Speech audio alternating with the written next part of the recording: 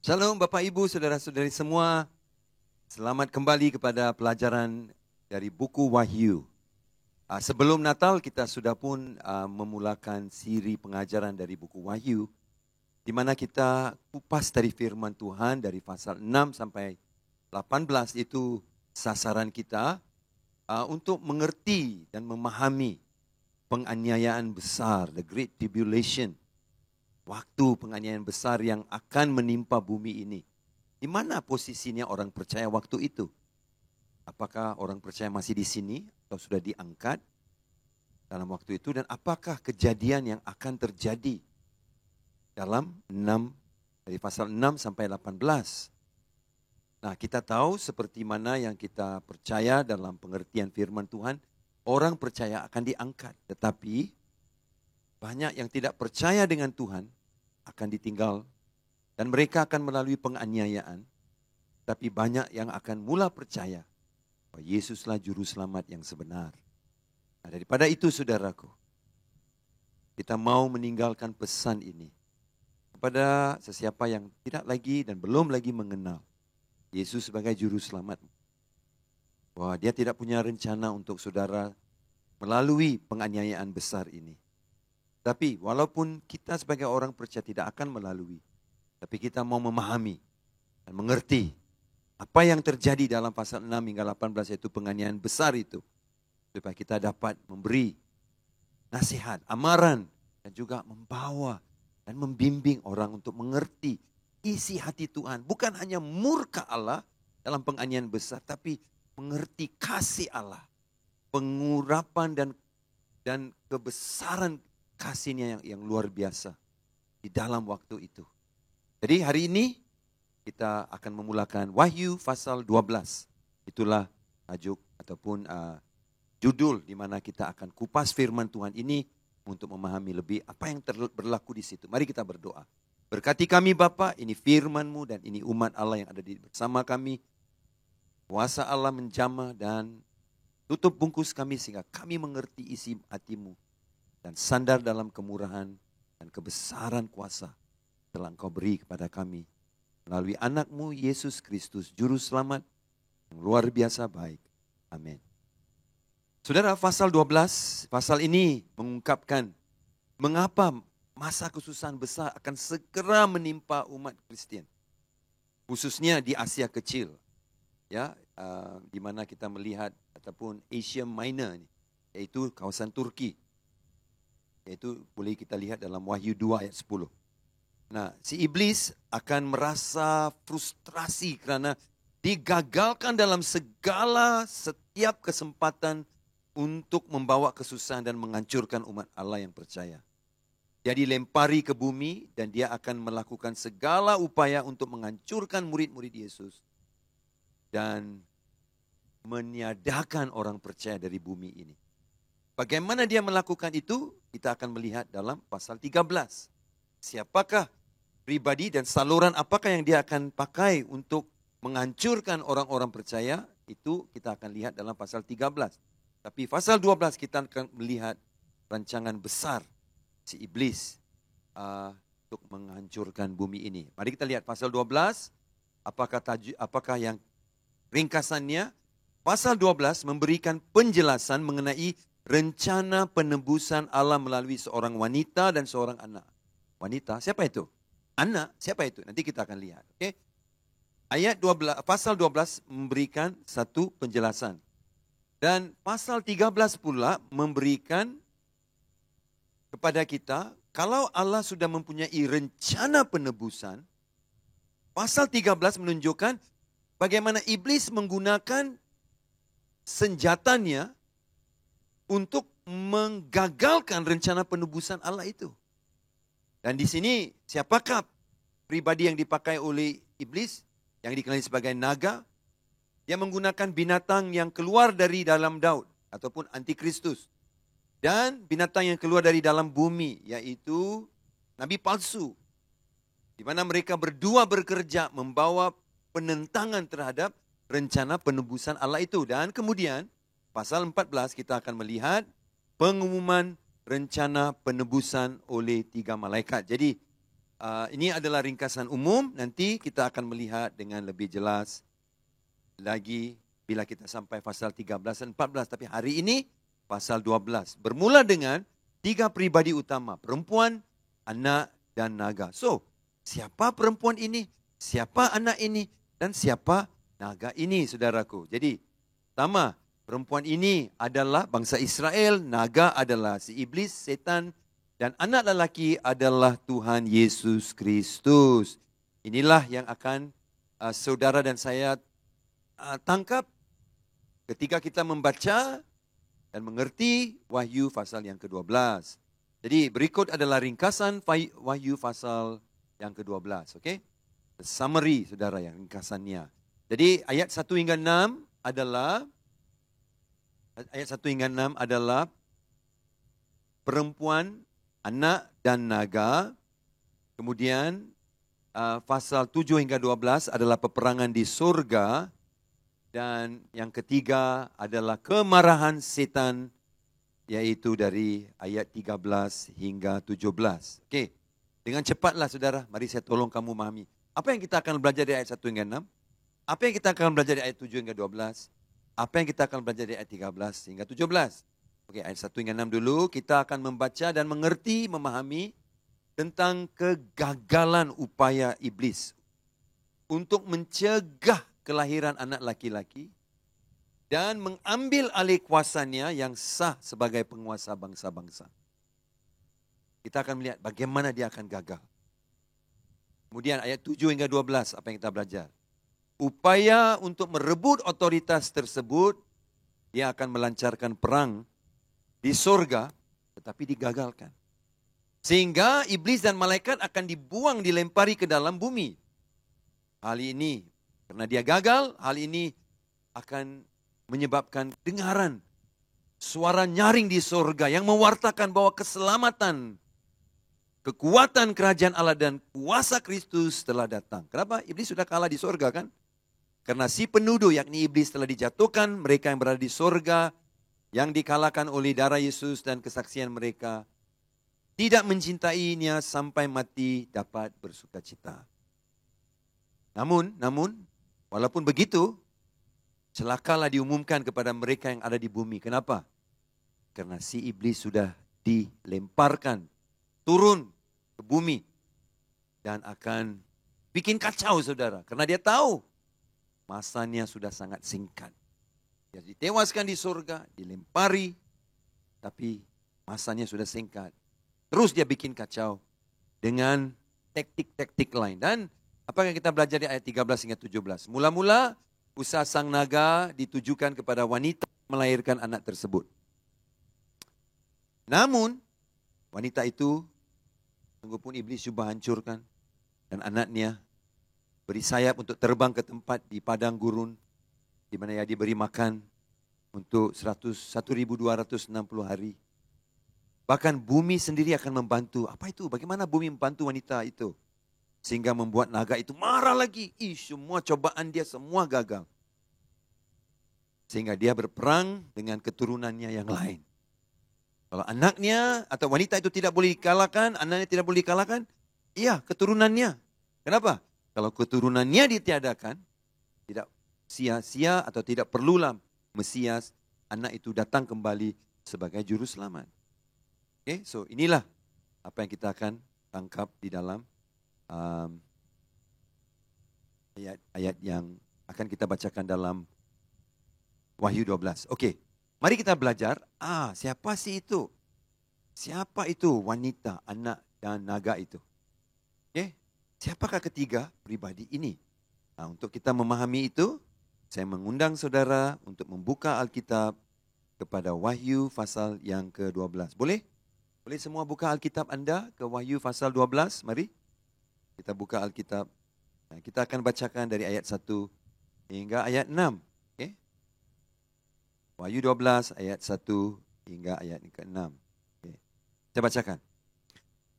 Maka tampaklah suatu tanda besar di langit.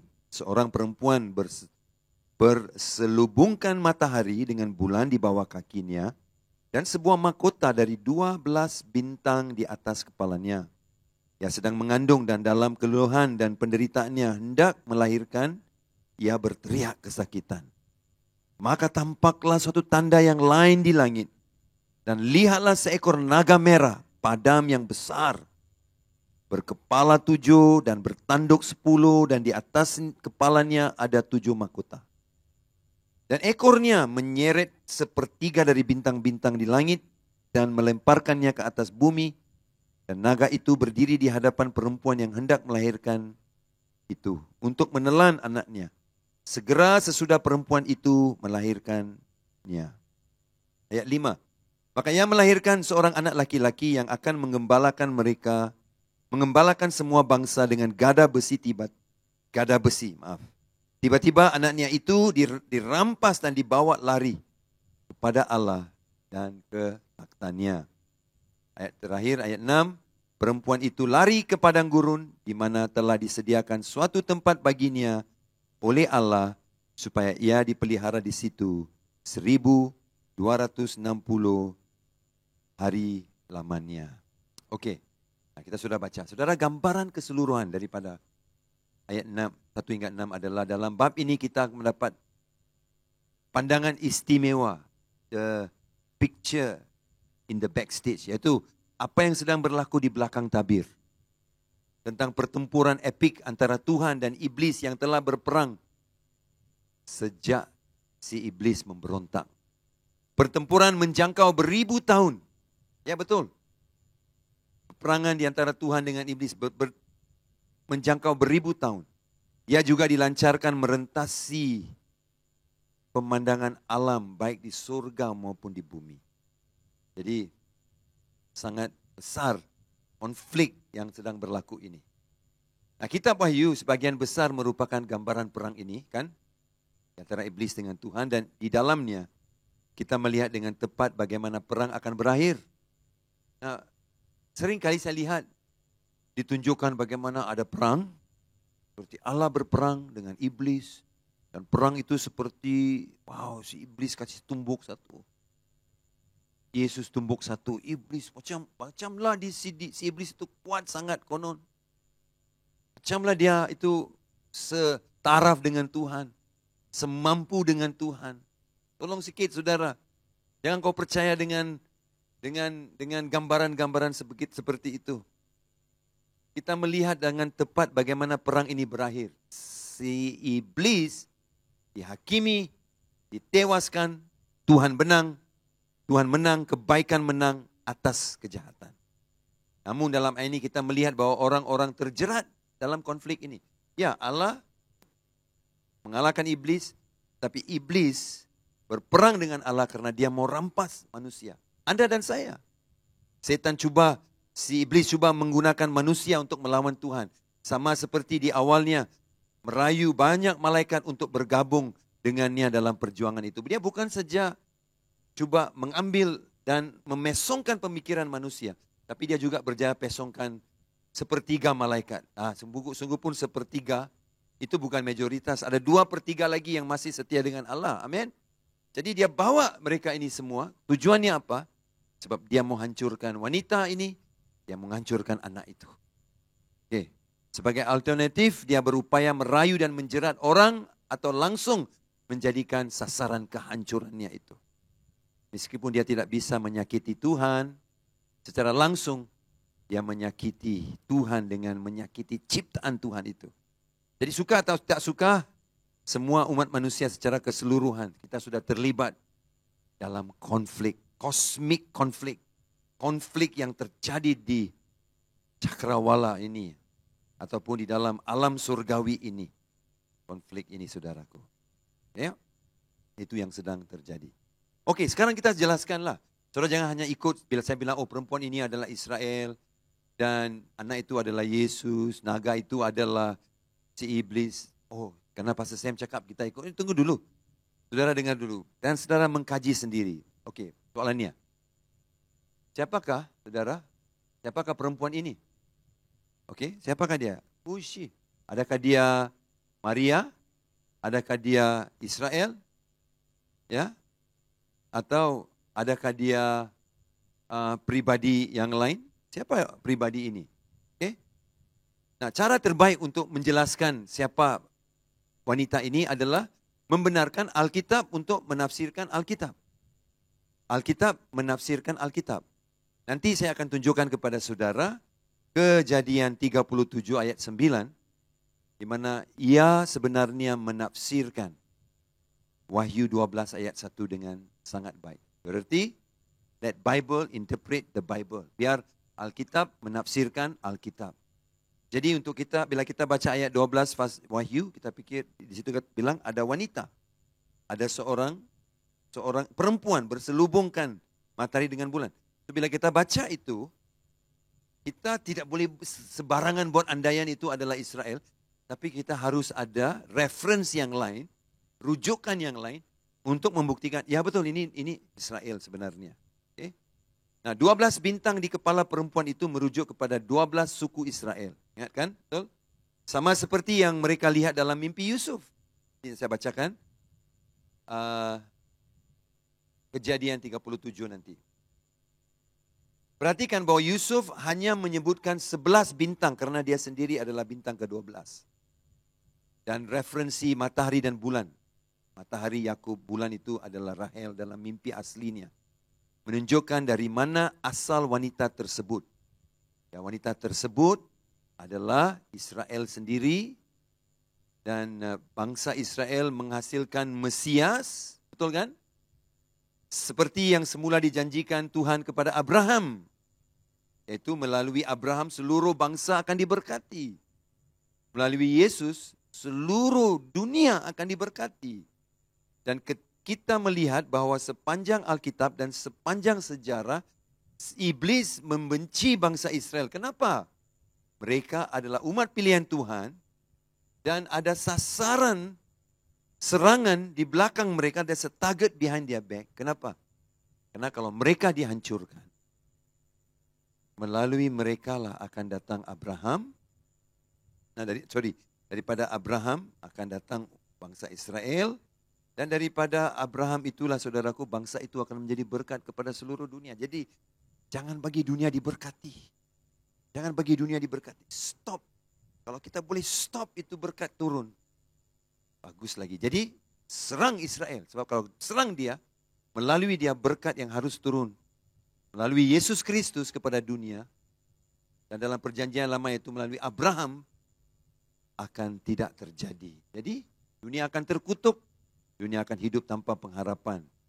Jadi sebab itulah dia dibenci. Israel dibenci. Nah, Israel terkadang dikenal pasti sebagai wanita atau istri. Okay, kepada Tuhan. Di mana kita melihat ini terjadi. Saudara boleh melihat di dalam Alkitab beberapa reference perjanjian lama dan perjanjian baru. Bahwa Israel adalah bukan wanita, tapi gambaran seorang wanita. Karena daripada dia akan datang Mesias. Oke? Nah, tapi saudara boleh cakap, pastor bukankah itu Maria?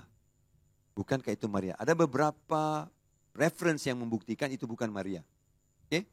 Nah, berikut adalah firman-firman itu. Yesaya 54, 5 hingga 6, Yeremia 31, Yeskiel 16, 1 hingga 8, Hosea 2, 2 hingga 13. Nah, kita lihat dalam semua ini, Israel dilihat sebagai seorang wanita. Dia punya hubungan dengan Tuhan seperti suaminya. Israel adalah istri dan bagaimana suami yang baik menjaga, memberkati, dan melindungi istrinya. Jadi, sebab itu kita mengatakan bahwa perempuan itu adalah Israel. Nah, macam manalah pastor? Nah, kita lihat Kejadian 37:9. Lalu ia memimpikan pula mimpi yang lain. Yang memimpikan mimpi yang lain yang diceritakannya kepada saudara-saudaranya, katanya, aku bermimpi pula. Tampak matahari, bulan dan 11 bintang sujud menyembah aku. Matahari, bulan, matahari, bulan, dan 11 bintang. 11 bintang itu adalah suku Bani Israel. 11, tapi bukankah suku Bani Israel 12? Yang ke-12 itu adalah Yusuf sendiri. Dan semua bintang, bulan, matahari semua tunduk kepada Yusuf. Jadi perempuan itu, siapa sih perempuan itu? Perempuan itu adalah Israel yang bertanggung jawab untuk membawa Yusuf ke dalam bumi ini, yang juga menjadi seorang juru selamat bagi Mesir. Di Mesir dia menjadi juru selamat. Sebagaimana kita melihat juga Yesus adalah juru selamat untuk dunia. Jadi kita melihat di sini yang memungkinkan Yusuf lahir adalah Rahel, yaitu bulan, dan kita melihat yaitu Yakub yang menjadi matahari di situ, matahari dan bulan. Dan Wahyu 12:1 mengatakan, maka tampaklah satu tanda besar di langit, seorang perempuan berselubungkan matahari dengan bulan. Matahari dengan bulan. Dengan di bawah kakinya dan sebuah mahkota dari 12 bintang di atas kepalanya. Jadi seluruh gambaran itu membuktikan Israel yang berada di Mesir.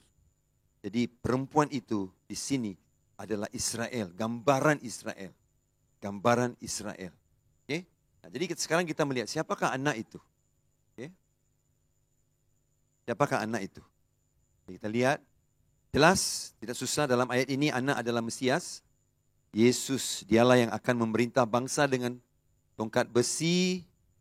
Dalam Wahyu 12:2, maka ia melahirkan seorang anak laki-laki yang akan menggembalakan semua bangsa dengan gada besi. Tiba-tiba anaknya itu dirampas dan dibawa lari kepada Allah dan ke taktanya. Nah, kita melihat, Yesus kan, bukankah Yesus itu lemah lembut? Mana dia boleh memerintah dengan gada besi? Tak bolehlah, pasal tidak masuk akal. Okey, tunggu dulu saudara. Bila kita baca beberapa petikan Mesias ataupun Messianic Psalm ataupun Mazmur, Messianic writing, tulisan-tulisan yang bercirikan Mesias ataupun yang mengkabarkan tentang Mesias. Contohnya Mazmur 29. Kita melihat dia berkata begini, engkau akan meremukkan mereka dengan gada besi, memecahkan mereka seperti tembikar tukang periuk. Nah, di sini juga Mazmur 29 adalah Mazmur Mesias yang menggambarkan bagaimana Yesus akan memerintah. Sama seperti yang disebutkan tentang anak itu dalam Wahyu 12:5. Jadi berarti anak itu saudara adalah Tuhan Yesus sendiri. Kalau saudara perlu reference yang lebih, mari kita lihat ada lagi firman lain.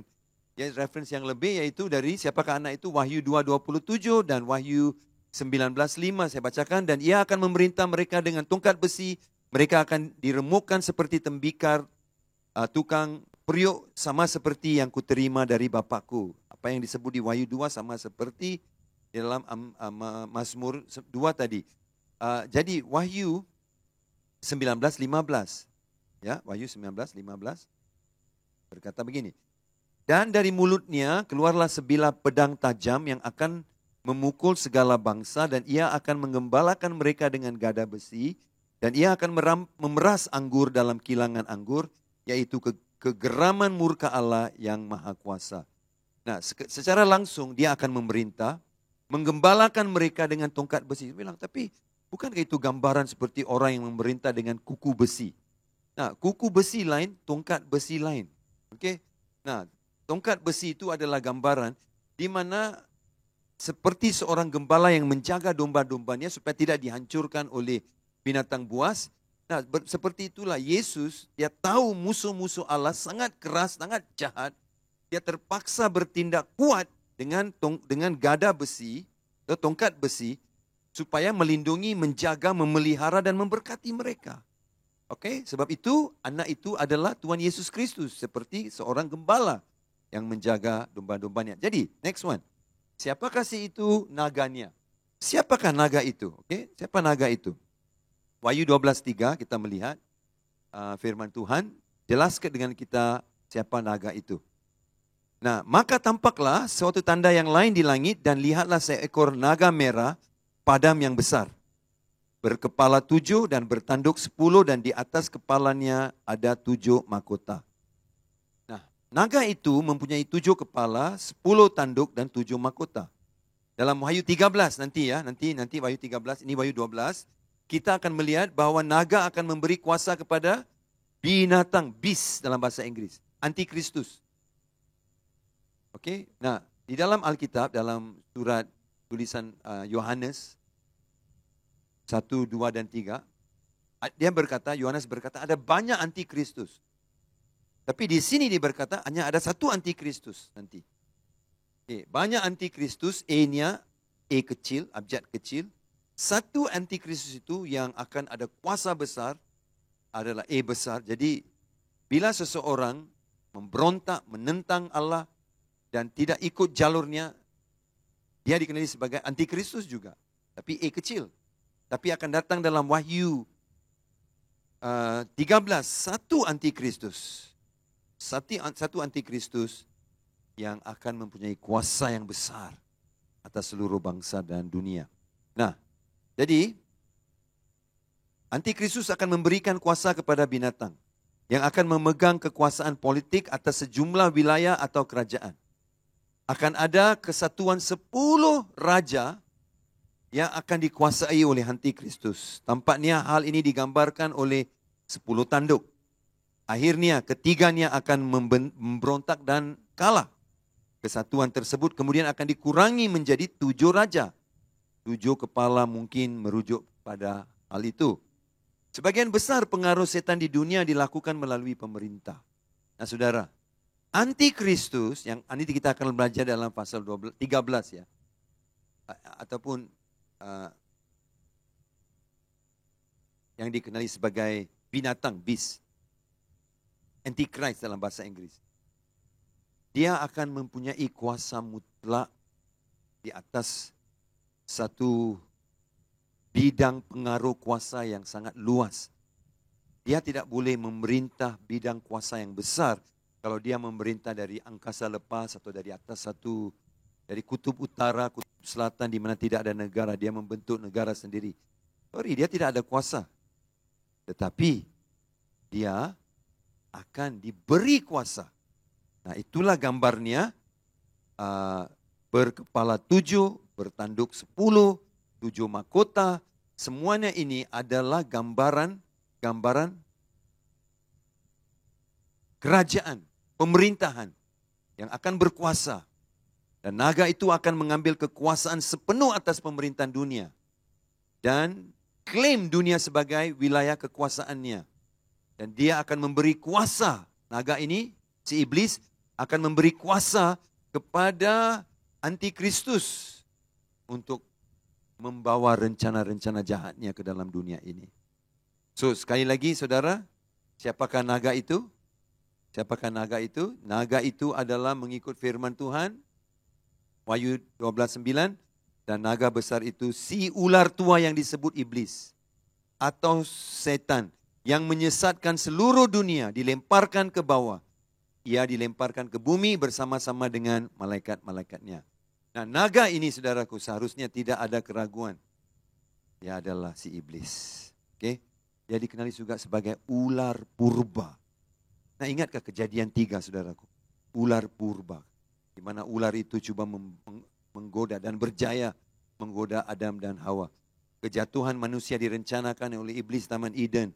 Di situ ada ular purba itu, the ancient serpent dalam bahasa Inggris.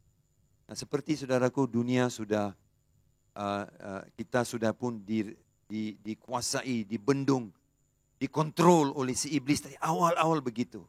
Sehingga namanya pun adalah ular tua, the ancient serpent. Oh, tapi jangan takut saudara. Kerana Tuhan masih berkuasa. Amsal 16:4 berkata, Tuhan membuat segala sesuatu untuk tujuannya. Masing-masing, bahkan orang fasik dibuatnya untuk hari malapetaka juga.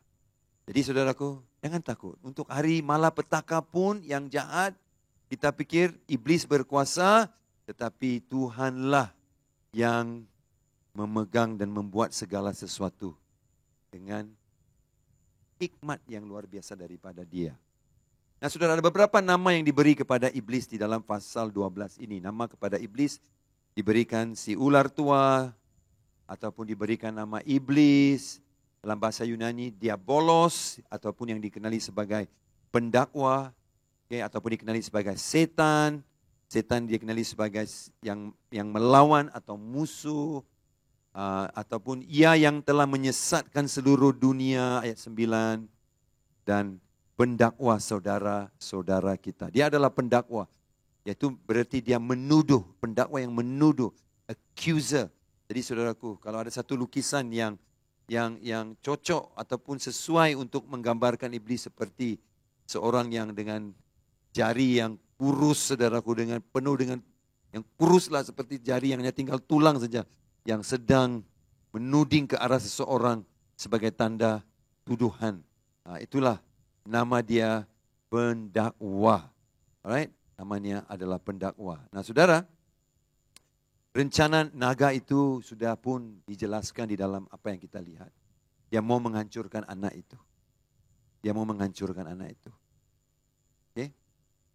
Nah, kenapa bukan Maria perempuan itu? Sebab gambaran yang diberikan di sini adalah gambaran yang lebih besar. Kerana Allah bekerja melalui perwakilan. Melalui Israel, melalui bangsa Israel yang telah dipilih Allah. Siapakah yang wakil untuk bangsa Israel? Abraham. Alkitab berkata, melalui Abraham, Kejadian 12:3, seluruh dunia bangsa diberkati. Jadi, ingat ya, melalui dia. Dan apa yang terjadi adalah, hari ini, kalau kita adalah orang-orang yang percaya dalam Kristus, kita adalah milik Abraham atau kita adalah waris Abraham karena kita milik dalam Kristus. Ingat, itu namanya perwakilan. Jadi melalui Yesus kita juga jadi berkat. Bagaimana melalui Abraham dulu seluruh dunia diberkati, melalui Kristus seluruh dunia diberkati. Nah, siapakah yang menjadi wakil, yang membawa, yang menggambarkan siapakah Abraham itu? Itu Israel. Jadi kalau saudara mau menghancurkan juru selamat dari datang, dan saudara mau menghancurkan anak itu, apa kau buat? Kau hancurkanlah Israel. Kasih dia, tiadakan dia. Tidak akan ada anak, tidak akan ada juru selamat. Jadi serang dia. Itu yang sudah terjadi berkurun-kurun, saudaraku. Nah, ayat 4 dari firman yang saya bacakan tadi untuk Anda semua mengatakan, menunjukkan turutan rencana jahat iblis. Macam mana rencana jahat iblis? First, dia menarik sepertiga malaikat di surga di pihaknya untuk bekerja menghancurkan Yesus. So, dia mau hancurkan Yesus. Dia mau hancurkan Yesus, tapi dia tidak boleh buat sendiri. Dia perlu taktik ataupun agen dia. Nah, saudaraku, dia menipu, memperdaya sepertiga daripada malaikat. Mereka semua jatuh dan ke bumi. Dan melalui sini dia mengerjakan rencananya. Macam mana? Untuk menghancurkan semua yang akan membawa berkat daripada perempuan itu, yaitu Israel. Yaitu anaknya Yesus Kristus. Dia akan cuba hancurkan dan stop. Oke? Itu pertama. Kedua, bermula dengan menghancurkan Yesus dengan harapan kalau Yesus gagal dalam misinya di bumi ini, berarti rencana jahat juga untuk memberhentikan berkat kepada bumi dan berkat kepada manusia juga boleh dijayakan oleh si iblis ini. Jahatkan dia. Jadi stop itu anak. Tapi sebelum stop anak, stop Israel dulu. Karena dialah perempuan, wakil yang membawa Kristus ke dalam bumi ini. Kan? Bukan Israel yang bawa, tapi melalui perantaran. Yang kita melihat bagaimana dalam cerita Yusuf tadi itu. Yaitu bintang, bulan, matahari dari Israel. Dan dari situ lahirlah turutan generasi-generasi ke depan. Seperti 12 suku Israel itu. Jadi, saudara, ketika Tuhan menciptakan dunia, semuanya baik-baik. Tetapi, tiba-tiba, dalam ayat 3 pasal saja ke depan, semua jahat terjadi. Iblis gagalkan Adam dan Hawa. Nah, dan mereka kemudian Daripada mereka menularlah dosa ke seluruh bumi. Malah Kejadian 6 pula berkata, dosa manusia menjadi besar di bumi. Besar di bumi. Jadi Tuhan berjanji dia akan menebus bumi ini melalui keturunan Abraham. Dia akan membawa berkat bagi semua bangsa di bumi ini. Janji yang sama dibuat di hadapan ular di Eden juga. Dalam Kejadian 3:15. Itu adalah janji yang akan digenapi dalam diri Mesias. Apakah janji yang dibuat depan ular itu? Ketika Adam dan Hawa telah jatuh dalam dosa, dan Tuhan berbicara kepada ular itu, dan kamu akan menjalar dalam perutmu, dan Tuhan berkata bahwa benihmu akan meremukkan tumit, benih perempuan ini,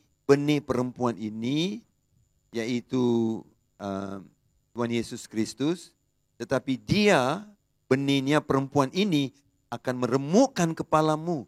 Jadi di sini apa yang dijanjikan di depan ular itu adalah melalui keturunan wanita itu akan datang juru selamat dan membawa berkat besar. Jadi kalau you boleh stop perempuan itu, keturunan dia juga stop, benih dia juga stop. Tidak akan ada penyambungan. Jadi berarti rencana iblis berjayalah. Oke, akan berjaya. Jadi sejak awal iblis telah berusaha menghalangi rencana Allah dengan mencegah kelahiran Yesus. Para ahli taktik terbaik berperang dalam dunia akan berpikiran seperti itu. Kalau mau menghancurkan Yesus, hancurkanlah perempuan itu dulu. Misalnya jika saya ingin menghentikan penggunaan produk cahaya, dan cahaya sendiri saya mau stop semua cahaya, apa yang saya buat? Saya bunuh Thomas Edison lah. Kalau dia kan pencipta lampu, kalau dia mati, tidak ada lampu lagi. Dengan cara itulah dia bekerja dari generasi ke generasi, di mana dia mau menghancurkan Yesus. Supaya berkat Yesus tidak turun kepada seluruh dunia. Di bawah ini kita akan melihat gambaran singkat tentang bagaimana si iblis mencoba menghalangi rencana Tuhan. Oke? Dia bermula dengan merusak umat manusia Adam dan Hawa. Tapi puji Tuhan, juru selamat yang Tuhan mengalahkan hal ini dengan kelahiran dari seorang perawan. Ingatkah saudara? Adam dan Hawa sudah menjadi dosa. Jadi semua keturunan manusia dosa. Alkitab juga berkata bahwa dosa Adam itu sudah menular kepada semua generasi manusia. So berarti manusia akan ada dosa, dia lahir ada dosa, dia lahir ada dosa. Jadi kalau Yesus pun lahir melalui Adam, dia akan jadi dosa. Dan kalau dia ada dosa, dia tidak boleh menjadi juru selamat. Sebab itu Allah melahirkan Yesus melalui seorang perawan, di mana saudaraku benihnya daripada bapaknya tidak ada, tapi dari Roh Kudus. Hanya benih ataupun telur wanita saja, istri Maria itu yang diberikan. Tapi benih lelaki yang akan mencemarkan Yesus tidak ada. Tapi Roh Kudus yang memberikan itu. Nah saudara, itu yang kita lihat telah berlaku. Setan mencoba untuk menghancurkan garis keturunan Saleh yang benar. Habel. Tetapi puji Tuhan, bila Habel dibunuh, puji Tuhan Allah membangkitkan garis keturunan Saleh yang lain dari Set. Dari Set. Nah, kita melihat saudaraku firman ini dalam Wahyu. Iblis saudaraku rencana jahatnya untuk mencegah Yesus tidak boleh stop. Sebab itu dalam Wahyu 12:4, dan ekornya menyeret sepertiga dari bintang-bintang di langit. Dia mau hancurkan Yesus. Dia perlu pembantu. Jadi dia mesti tipu semua malaikat-malaikat Allah di bumi, di surga, supaya dia ada senjata yang boleh dipakai guna untuk menghancurkan dunia ini dan untuk menghancurkan rencananya, yaitu mencegah Yesus daripada menjadi sang Mesias. Ya, kita melihat di situ, dan naga itu berdiri di hadapan perempuan yang hendak melahirkan itu untuk menelan anaknya. Nah, coba kau tengok apa dibuat. Segera sesudah perempuan itu melahirkannya, setan si iblis berusaha mencemari seluruh garis keturunan umat manusia. Tetapi Tuhan mengirim air bah dan menyelamatkan satu keluarga terpilih. Kelaparan datang ketika Yusuf menjadi Perdana Menteri. Tapi Tuhan mengutus Yusuf untuk menyelamatkan bangsa Israel. Di Mesir, si iblis cuba membunuh semua anak lelaki melalui para bidan yang diperintahkan oleh Firaun untuk membunuh anak lelaki. Tapi Tuhan memberikan rasa takut dan bangsa itu terus berkembang.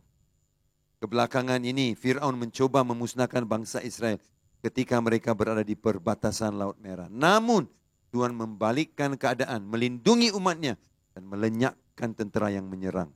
Setan berusaha menggunakan Haman orang Agag untuk memusnahkan orang Yahudi dari planet ini. Dia sampai mendapatkan persetujuan Raja Persia untuk membunuh saudaraku hampir 2 juta atau lebih orang Israel itu. Tuhan kembali membalikkan rencana iblis yang jahat itu. Dia membangkitkan Mordekai dan Esther, Ratu Esther. Dan menempatkan mereka di tempat dan waktu yang tepat untuk melepas dan menyelamatkan bangsa mereka. Melalui Herodes, iblis cuba bunuh Yesus. Ketika Herodes membunuh banyak anak lelaki di Bethlehem. Tetapi Allah sekali lagi campur tangan dan menyelamatkan Yesus. Si iblis juga cuba menggoda Yesus, membuat dia berdosa. Jika dia berhasil, Yesus tidak bisa menjadi juru selamat. Namun Yesus menolak godaan itu.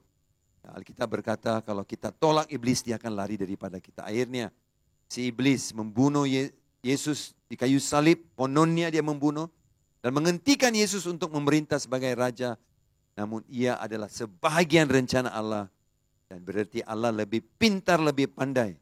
Rencana Tuhan selama ini dan metode yang digunakan adalah mencapai keselamatan. Sungguh pun keselamatan harus datang melalui salib, saudara. Jadi jika kita melihat bahwa naga itu telah cuba menghancurkan anak itu selama ini, tetapi Tuhan adalah ahli strategis yang jauh lebih hebat dan dia telah melindungi dan menjaga anak ini supaya dia akan menjadi berkat seluruh bangsa. Aplikasinya, jangan khawatir tentang keadaan yang tampaknya tidak menguntungkan Anda. Ingat Tuhan berdaulat, rencananya yang sempurna akan digenapi baik dalam hidup Anda ataupun di dalam dunia ini. Sungguh pun seperti rencana Tuhan sudah hancur dan iblis sedang menang, ingat jangan menyerah kalah. Sebab itu saudara, apa yang dikatakan Tuhan kepada Ayub, kita lihat Ayub pasal 4 ayat 42 ayat 2 berkata, aku tahu bahwa engkau sanggup melakukan segala sesuatu dan tidak ada rencanamu yang gagal. Tuliskan ini dalam nota saudara, Ayub 42:4. Aku tahu bahwa engkau sanggup melakukan segala sesuatu. Itu keyakinan kemampuan Allah. Melakukan segala sesuatu dan tidak ada rencana yang jahat yang boleh menggagalkan Allah. Oke? Nah, kita sudah paham ayat 1 hingga 6. Sekarang kita masuk ke ayat yang bahagian kedua, peperangan surgawi, pertikaian di surga pula. Oke? Pertikaian di surga, dan saya akan bacakan dengan cepat. Ayat 7, maka timbullah perangan di surga, Mikael dan malaikat-malaikatnya berperang melawan naga itu, dan naga itu dibantu oleh malaikat-malaikatnya, tetapi mereka tidak dapat bertahan, mereka tidak mendapat tempat lagi di surga. Dan naga besar itu, si ular tua yang disebut iblis atau setan, yang menyesatkan seluruh dunia dilemparkan ke bawah, ia dilemparkan ke bumi bersama-sama dengan malaikat-malaikatnya. Nah, jadi saudaraku, kita melihat di sini ayat yang ke-9, ayat kita habis sampai 12. Dan aku mendengar suara yang nyaring di surga berkata, sekarang karena malaikat telah mengalahkan si iblis, ada suara nyaring, suara kemenangan. Sekarang telah tiba keselamatan dan kuasa dan pemerintahan Allah kita dan kekuasaan Dia yang diurapinya, karena telah dilemparkan ke bawah pendakwa saudara-saudara kita yang mendakwa mereka siang dan malam di hadapan Allah kita. Dan mereka, ayat 11, mengalahkan dia oleh darah anak domba dan oleh perkataan kesaksian mereka, karena mereka tidak mengasihi nyawa mereka sampai ke dalam maut. Ayat 12, karena itu bersukacitalah hai surga dan hai kamu sekian yang diam di dalamnya. Celakalah kamu hai bumi dan laut, karena iblis telah turun kepadamu dalam geramnya yang dahsyat, karena ia tahu bahwa waktunya sudah singkat, saudara. Nah, oke, kita baru saja baca ayat 12, pasal 12 ayat 7 hingga 12. Sekarang timbul peperangan di surga. Dan Mikael dan malaikat-malaikat Tuhan telah mengalahkan si iblis. Dan iblis dan gerombolan-gerombolan malaikat yang memberontak jatuh, dilemparkan ke bumi. Dan ada suara kemenangan bahwa Allah telah menang, malaikat Tuhan telah menang. Dan bagaimana mereka menang adalah karena Tuhan telah menang untuk mereka. Dan di bumi juga mereka boleh menang. Macam mana mereka menang? Melalui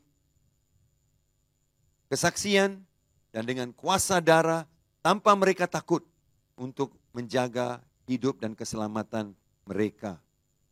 Okay? Nah, Allah boleh mengongsi. Nah, saudara tahukah kenapa Allah tidak lawan, tapi dia kasih itu malaikat lawan? Sebab dengan malaikat pun no fight.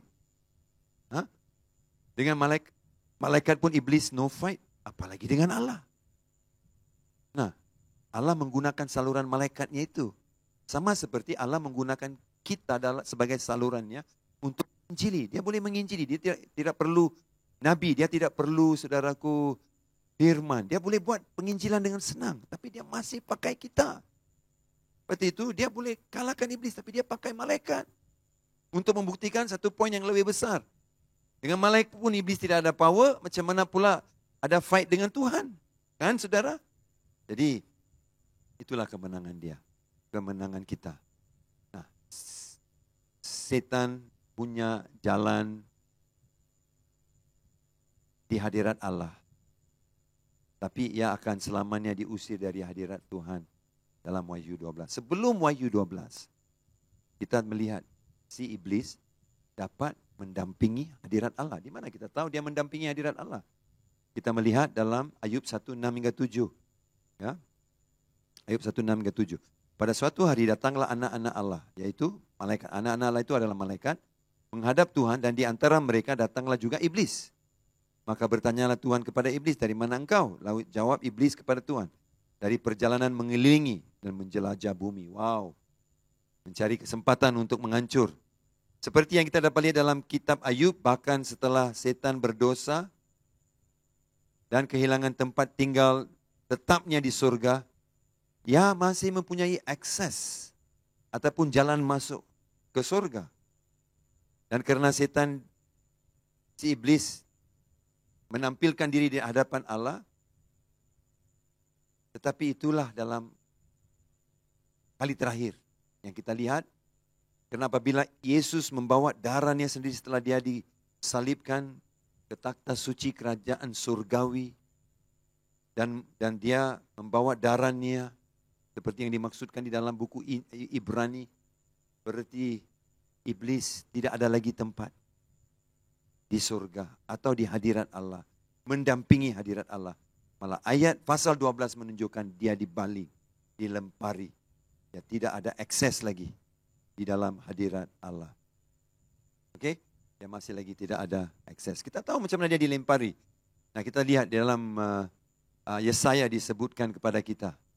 Yesaya 14:12, wah engkau sudah jatuh dari langit, hai bintang timur, putra fajar, engkau sudah dipecah dan jatuh ke bumi, hai yang mengalahkan bangsa-bangsa. Itu dia saudara, dia sudah tewas. Yesus sendiri juga mengatakan bagaimana si iblis diusir dari surga. Lukas 10:18. Lalu kata Yesus kepada mereka, aku melihat iblis jatuh seperti kilat dari langit. Amin. Dia jatuh seperti kilat dari langit. Nah, saudara, kejadian yang saya sebutkan dari Yesaya, dari kata-kata ungkapan Tuhan Yesus sendiri menunjukkan iblis pernah punya tempat dulu. Dia boleh mendampingi, datang dekat hadirat Allah di surga. Tapi di dalam Wahyu 12, dia tidak ada lagi tempat. Dia sudah dibuang, dilempari. Berarti saudaraku, dia boleh dikalahkan.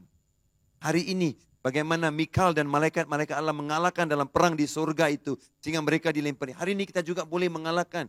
Dan Wahyu 12, 11 dan 12 mengatakan, dengan kesaksian kita, dengan darah Yesus kita boleh. Sebetulnya dia tidak boleh, saudaraku, menjadi menakutkan saudara, menggagalkan saudara. Coba saudara lihat 1 Petrus pasal 5 ayat 8 kita lihat. 1 Petrus pasal 5 ayat 8 berkata, sadarlah dan berjaga-jagalah lawanmu si iblis. Berjalan kelilingi sama seperti singa yang mengaum-ngaum dan mencari orang yang dapat ditelannya. Nah saudara, dia mau datang dan dia mau mengerjakan, tetapi kita boleh mengalahkan dia. Macam mana kita boleh? Karena dia hanya, Alkitab bilang, dia seperti singa. Dia bukan singa tahu. Dia seperti singa saja, bukan singa. Oke, kalau saya bilang ini seperti monyet, itu bukan monyet, itu seperti monyet. Amin, itu macam anjing, bukan anjing, macam anjing saja. Dia seperti singa. Jadi saudaraku, dia hanya tunjuk power, kebolehan dia. Dia berkuasa. Tetapi umat Allah diberi kuasa untuk menggagalkan dia. Macam mana? Nah kita melihat di dalam Wahyu tadi kita bacakan saudaraku.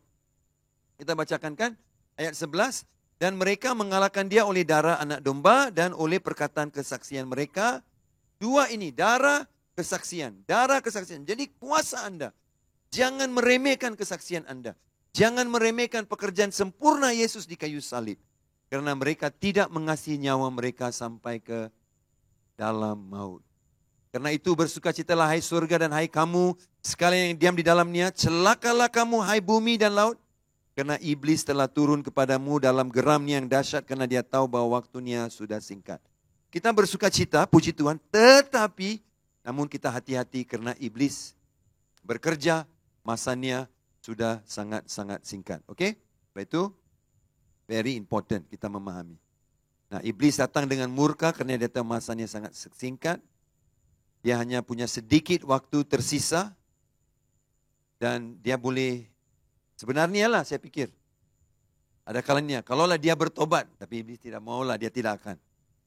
Tapi dia terus dengan rencana liciknya. Kemarahannya semakin ketara. Dan bagian terakhir kita lihat. Bagian terakhir. Yaitu kemarahan setan. Sekarang dia berencana untuk menghancurkan manusia. Tapi di surga dia sudah ditewaskan. Tapi manusia juga diberi pengertian bagaimana menewaskan dia di bumi ini.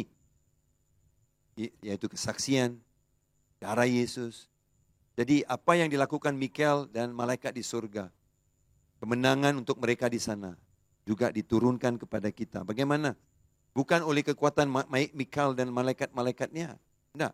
Melalui perantaran anak Allah Yesus Kristus yang mati di kayu salib. Dan darahnya itu mengalahkan kuasa iblis itu. Dan kesaksian kita terhadap dia mengalahkan dia. Oke, saya bacakan ayat 13. Dan ketika naga itu sadar bahwa ia telah dilempari ke atas bumi, ia memburu perempuan yang melahirkan anak laki-laki itu. Kepada perempuan itu diberikan kedua sayap dan burung nasar yang besar supaya terbang ke tempatnya di padang gurun, di mana ia dipelihara jauh dari tempat ular itu selama 1 masa dan 2 masa dan setengah masa. Yaitu 3,5 tahun. Jadi di pertengahan penganiayaan besar itu, saudaraku, Antikristus akan bangkit dan dia akan akhiri perjanjian baiknya dengan Israel dan akan keluar untuk menghancurkan Israel. Lalu ular itu menyemburkan dari mulutnya air sebesar sungai ke arah perempuan itu supaya ia dihanyutkan sungai itu. Apa itu yang keluar dari mulut? Air itu apa? Nanti kita lihat. Tetapi bumi datang menolong perempuan itu yang membuka mulutnya dan menelan sungai yang disemburkan naga itu dari mulutnya. Maka marahlah naga itu kepada perempuan itu lalu pergi memerangi keturunannya yang lain yang menurut hukum-hukum Allah dan memilih kesaksian Yesus. Jadi saudara, kita melihat apa yang iblis lakukan adalah dia terus, masanya singkat, dia terus menghancurkan wanita itu. Jadi yang memburu wanita itu, kita lihat ayat 13, yang memburu perempuan itu. Macam mana dia memburu? Ya, macam mana dia memburu saudaraku? Bagaimana dia melakukannya?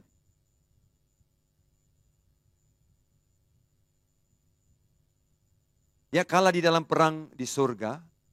Setan akan memfokuskan serangannya terutama pada bangsa Israel, umat pilihan Tuhan. Bila dia kalah di sana, dia turun. Dia tidak boleh menyakiti hati Tuhan atau menyakiti Tuhan, bukan hati Tuhan, menyakiti Tuhan. Tapi dia boleh menyakiti ciptaan Tuhan. Pilihan Tuhan. Okay?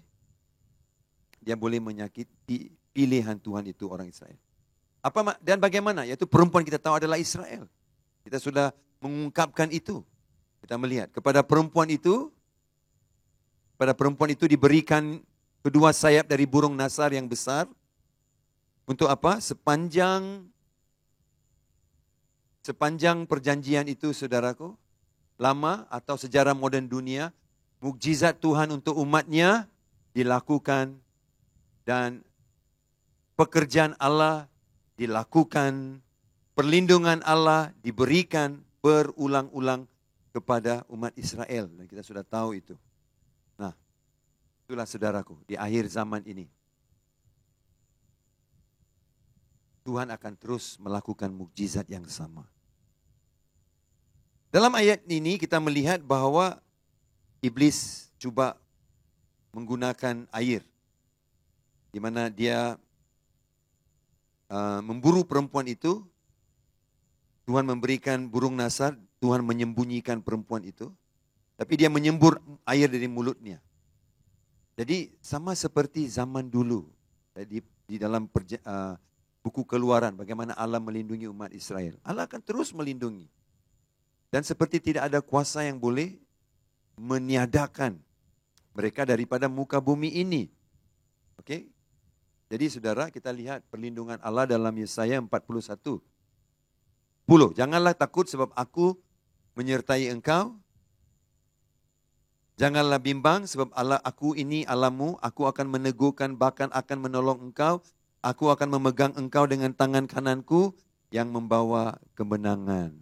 Jadi Allah sudah berjanji. Jadi kalaupun bertubi-tubi serangan ular itu, naga itu terhadap Israel di dalam terjemahan yang kita lihat hari ini, tetapi campur tangan Allah tetap ada. Kita lihat apa yang dia lakukan, ayat 15 tadi, lalu ular itu menyemburkan dari mulutnya air sebesar sungai ke arah perempuan itu supaya dihanyutkan ke dalam sungai itu. Apa itu? Ini adalah beberapa kemungkinan erti air dan sungai besar itu, saudara. Yang pertama, dia adalah serangan tentera musuh. Mungkin ia adalah bencana alam yang direncanakan. Hari ini bencana alam pun boleh direncanakan. Dan penghancuran jahat yang besar mungkin terjadi ke atas mereka. Oke? Nah, jadi tetapi Tuhan selalu datang menolong perempuan itu. Kita melihat dia berkata bahwa firman Allah berkata, ayat 16, dia membuka mulutnya dan membuka mulutnya ataupun membuka bumi itu dan menelan sungai yang disemburkan naga itu dari mulutnya. Apa ini, saudaraku? Mungkinkah pekerjaan Allah menolong, melindungi perempuan itu dengan membuka mulut bumi itu dan menelan sungai itu supaya perempuan itu boleh dikekalkan kehidupannya? Mungkin seperti bilangan 16:31, di mana kita melihat, dan bumi membuka mulutnya dan menelan mereka dengan seisi rumahnya dan dengan semua orang yang ada pada Korah dan dengan segala harta milik mereka. Demikianlah mereka dengan semua orang yang ada pada mereka turun hidup-hidup ke dunia orang mati dan bumi menutupi mereka. Di sini saudaraku kita melihat bagaimana Allah melindungi. Nah, air keluar dari mulut seperti sungai besar dari mulut naga itu. Tapi Tuhan pakai bumi, buka belah bumi, air menutupi bumi, menelan air daripada mulut naga itu. Dan perempuan itu dilindungi. Seperti mana Allah melindungi Musa dan tentera Israel daripada pemberontakan Korah. Dengan membuka bumi. Kalau Allah boleh lakukan itu dulu, sekarang juga dia boleh lakukan. Dengan setia. Oke? Jadi bagi orang-orang Yahudi pada saat itu seluruh hidup mereka seperti bahwa mereka akan menemukan ajal. Tampaknya tidak ada harapan lagi. Sebuah kekuatan besar sedang mengejar mereka. Dan mereka tidak punya senjata untuk melawan. Namun Tuhan akan berlawan demi mereka. Seperti yang telah dilakukan berkali-kali sebelumnya. Jadi marilah kita percaya bahwa Tuhan akan bekerja untuk melindungi dan membawa rencananya di dalam dunia ini melalui saluran-saluran telah dia persiapkan untuk kita semua. Jadi jangan takut, jangan menyerah kalah. Wahyu 12:17 berkata begini, maka marahlah naga itu, semua cobaan dia gagal, dia marah ke perempuan itu, lalu pergi memerangi keturunannya yang lain. Anak itu satu, Yesus Kristus, dan keturunan yang lain yang menuruti hukum-hukum Allah dan memiliki kesaksian Yesus. Siapakah mereka ini? Siapakah keturunan yang lain itu, saudara? Saya percaya yang keturunan lain itu adalah kita orang percaya. Kami mengetahui bahwa wanita itu adalah Israel, kan? Kita sudah settle itu. Maka keturunannya adalah seluruh umat Allah termasuk orang Kristen yang melalui Kristus adalah anak-anak Abraham. Galatia 3:26 mengatakan begini. Dan jikalau kamu adalah milik Kristus, maka kamu juga adalah keturunan Abraham, berhak menerima janji Allah. Jadi saudara, siapakah keturunannya? Orang-orang yang berimanlah dalam Kristus. Kita adalah keturunan Abraham. Orang Israel. Kitalah Israel yang sejati mengikut firman Tuhan.